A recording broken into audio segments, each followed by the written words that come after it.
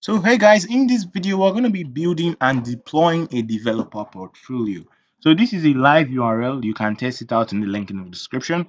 So in this portfolio project, it is also responsive as well, and it is filled with animations. So for starters, you can see that this image is floating, which is a bit tricky to do. When we hover everything, there's one kind of hovering animation to everything, even the buttons. And it as is very responsive as well. So when we go, you can see everything is shrinking.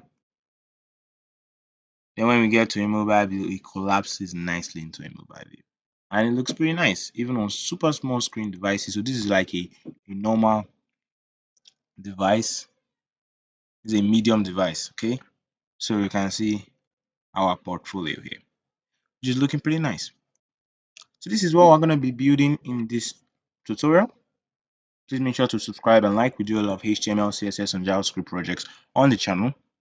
Okay, so without any further ado, let's quickly get into it. So this image, you can use any image you want, any image of a person, but I'm going to personally leave this image in the description down below in case you just want to just follow along. I don't want to get maybe lost or something. So make sure to subscribe at my channel here. It's pretty easy. It's just a very white button. So now I have an index.html file. Don't worry about this stuff on the top here. It's not necessary. We can delete it if we want. I have a title tag and I have a link to a CSS file which is here and empty. I just have this font. This is from Google Fonts. It's not really this is really easy to import a font from Google Fonts. You could just go to Google Font and Google Quick Sans and we're gonna apply it. We're still gonna do that in the video, so even if this is confusing, you just stick around to the end of the video. So now let's get started building. So what we're gonna do is that we're gonna open up live server. So let's start with the easiest part in the HTML, the nav bar. So we're going to have a nav. And inside the nav, we're going to have an A of brand, which this could be your name. So in this case, I'm going to put my name, which is Alex. Alex is actually my real name. And I'm going to have a UL. And I have two LIs. Inside the LIs, I'm going to have an A tag that goes to nowhere. You could turn this into other pages easily. Project A hash, and I'll say reach me. So what I'm gonna do next is that we're gonna have the hero content. So here is just a fancy word for header. Essentially, this is the okay. Let's come back to let's hit Ctrl Shift T. So essentially, this is the hero content. The section below the navbar is called the hero content. So what we're gonna do now is we're gonna have two divs. So this is how Flexbox works. You flex two block line elements together. So the first div is gonna be this one, while the second div is gonna be the image. Text container, we're going to have the h3, sorry, a h2, and inside this h2 we're going to have a span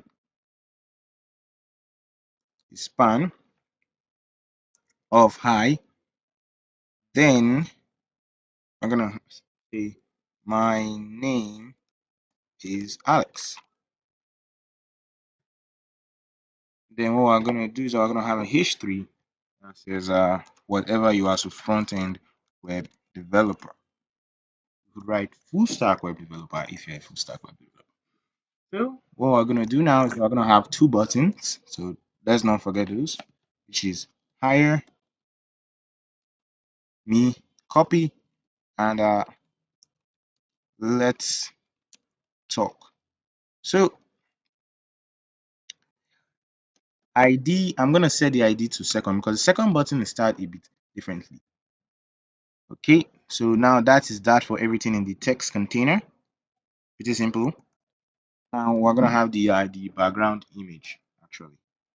So we're going to say it's not actually a background image. So but we're going to have it. And you might be asking me why am I calling it background image? Because I decided to call it a background image because I thought it was going to be a background image, but it wasn't. Don't let that confuse you. So it's actually an image here. So we're going to say hero. That is the name of the image. And if we check our ours version, yeah, it looks pretty messy. So the styles, what are we gonna do? So we're gonna start styling it. Okay, so we're gonna put this side by side so we can see what we're styling and we can explain every single line of code easily. So first of all, what we're gonna do is we're gonna cancel out the margin on everything, margin 0, and I'm gonna say box sizing border box. So the reason why I say box sizing border box is because when you give a margin 0, there can be some very weird things that you don't want to happen. So we're gonna give the body a font family of quick okay, yes, quick sans, and we're gonna say sans serif. So okay, now it doesn't really have that font yet, or maybe I'm not connected to the okay, I think it's quicksand. So quicksand, nice. So the navbar, let's start designing the navbar. We're gonna give the navbar a display of flex. We're also gonna give the UL a display of flex. Okay, so that flex is the UL. We want to remove everything, so list style type none. We want to target the A tag. And what do we want to do to the A tag? We want to remove the line, the text decoration. So text decoration none, and that's gonna remove the text decoration. So the which is the underline. So the li, we want to give it a margin of 10 pixels.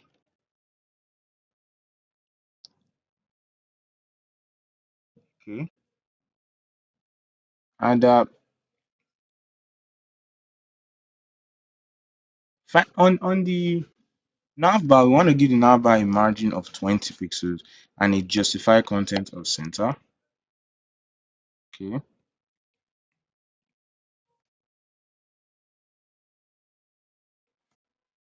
So the LIs actually should have a margin left of 20 pixels. Sorry. Okay, now that's looking good. I will just have to just attach some hover say so a colon hover, we're gonna say a colon hover, we're gonna give it a color of crimson. We want to say translate, transform, translate. We're gonna translate it on the y-axis minus 10 pixels, then we're gonna give this transition all 2 seconds. So see when we do it, it should move up. Let's also attach this to the li just in case. Save. Now it does move up. So this section is pretty much done. Now let's get into the hero content. So the hero content, which has the text and image, we're gonna give this a display of flex. We're gonna give it a max width of 900 pixels. And we want to give it justify content space between. So this is going to space around gives it space around here and here, but space between gives it space between it. There's no space at the sides. So this is kind of hard to see, but we'll control this image in a minute so that it's going to be a lot easier to see Flexbox. So what we want to do is I want to give the text container a width of 45%. Okay, sorry. I want to give the text container a width of 45%. And by the way, we also have to give this align item to center it on the x axis. So this might look a bit over your head, but I'm going to go back to this property so that you see how they're actually working. They actually have a great significance, but the image is big and we'll attend to the image. So the image is inside a div called background image, and that background image, what we want to do is we want to give the background image a width of 45%. And you might say 45%, 45%, they add up to 90. The remaining 10% is the space in between them. And now the background image. So now we have a lot of styles to do here. So first of all, we want to give it a max width of 100%. See, now it takes that proper space. Now what we want to do is I want to give it a width of 410 pixels. To make a circle, you have to give it width equal with some height of 410 pixels. Then what we want to say border radius 50%. Okay, maybe we'll make this 400 pixels. So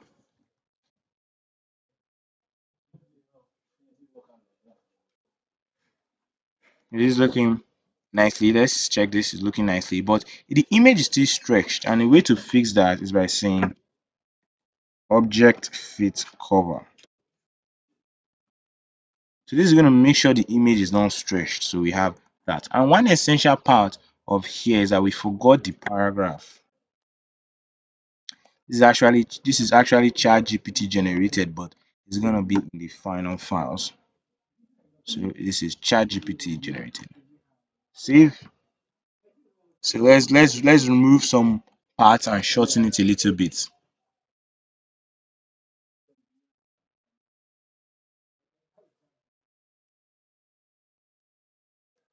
So we're just going to remove from here. Okay, from here.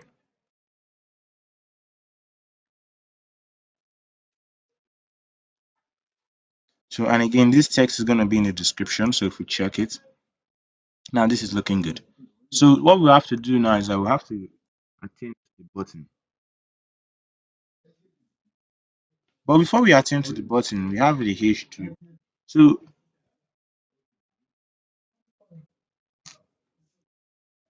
so what we want to do is I want to target the H2. So for the H2, we want to give the H2 a font size of 20 pixels. Actually, sorry, this should be 2 rems. Sorry, 2 rems. Now that's going to make the H2 a lot bigger.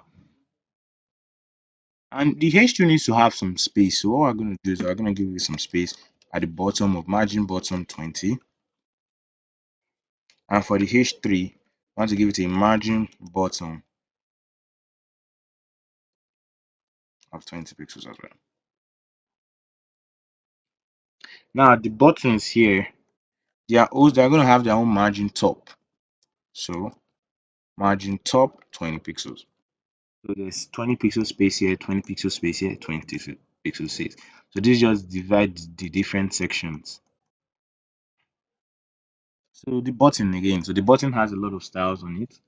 So what we're going to do to the button is that we're going to say, yeah, we're going to say padding 15 pixels, 25 pixels. We're going to give it a border of none to remove the border, an outline of none to remove the outline. So outlines are there when you when it's on a hover state. Sorry, when it's on a when you click it actually. We're going to give it a background of just blue, color FFF, font weight 600, and a font family. So I can see it doesn't have a font family, so we have to give it that inherit. So what we want to do is I want to give it a cursor pointer, and finally we want to give it some border radius. So border radius 10 pixels. Okay, that's looking pretty nice. So the second button we have is colors in vast. So second, we'll say background white, color blue. Yeah, we'll say background white, then we'll give it a border 2 pixels solid blue. Let's see how it is here. Okay, yeah. Give it a color of blue, sorry. Actually, the background should be transparent and the color should be blue. Okay, now that's looking nice. And finally, on the button, Just give it font size 16 pixels. And now we want to start adding the same animation that we added here on the A tag. So we just copy this and add it to the button. So we'll say button colon hover, save, and now they go up when we animate it. So this is all looking all nice and great. We have the website done already. So what we want to do are some finishing touches. This and this space here is not supposed to be there. So I can see the navbar is not correctly done. We'll do that in a minute. And these styles here, I said I was gonna go back, and I am. So this style now, if we remove the align on the center, you can see that it goes up a little bit, but if we add it, it gets centered. Justify content, if we remove this, you see it comes closer to it, but when we give it a space between, it spaces it between it and spaces it between that width. So just before we do the last section of it, which is to make this guy float, or we could make the guy float right now. So keyframe, I'm gonna call this float, and I have a video on CSS animation, how to make a basic spinner. You should watch that video. It's in the description down below. So we essentially, you could call a keyframe whatever you want. So I'm calling it float, and we define stages in the animation. So we just say transform. This is the initial state. Translate y minus 10 pixels. While the final state of the animation, which is 100%, should be translate y minus 50 pixels. But it doesn't do anything right now, so we have to attach it to the image. So let's come to the image. So what I want to do is I want to see animation. So you see the name is going to be float. The duration is going to be 1.5 seconds. The timing function is just, we can leave this as linear to make sure the speed and everything is consistent. It's going to have 0 delay. This means how many times it should run. It's going to run infinite. The direction, this means this one is quite hard for me to explain, but let me show you what will happen if I didn't put direction. So it goes, then stops, comes back again. So it's not fluid like this one. It's just hovering, coming down, hovering, coming down. So when it hovers, it's not smooth. It doesn't come. So what we're gonna do is we're gonna give it alternate. Alternate. And now, so it goes up, comes down, goes up, comes down, very nice. So let's attend to the navbar, then we'll do the last part, which is the response. Okay, yeah, this should be space around. Sorry, space around, not center. Phew, that got me thinking there. So this is how it looks. This is what we've built so far. Looking pretty nice so far. Um, so now let's come here. So to do the last part, which is the responsive, so we'll say media. So then we're gonna say max width. So this is just essentially gonna say when we are less than this certain amount of pixels on the device, I want this code to run. What code do we want to run? Well, first things first, our hero content and our flexing, we want to change the layout. So hero content, we want to say flex direction colon reverse. So colon reverse is going to swap it. So if we come here, what I mean by swapping, normally the text is will come first, but colon reverse will swap it. This image that looks like an egg, we'll fix this in a moment. So we're gonna say background image, or rather we could just say image. Since it's the only image on the page, we could just say width 300 pixels, height 300 pixels, and we want to give the background image width of 80%. So save that, and it doesn't look like an egg. So the paragraph tag, I want to say text container, I want to say width 80%. So nice. So we are done with this nice portfolio project. Thanks for watching to the end. Make sure to subscribe. The starter final files are in the description down below. And I'll see you in the very next tutorial.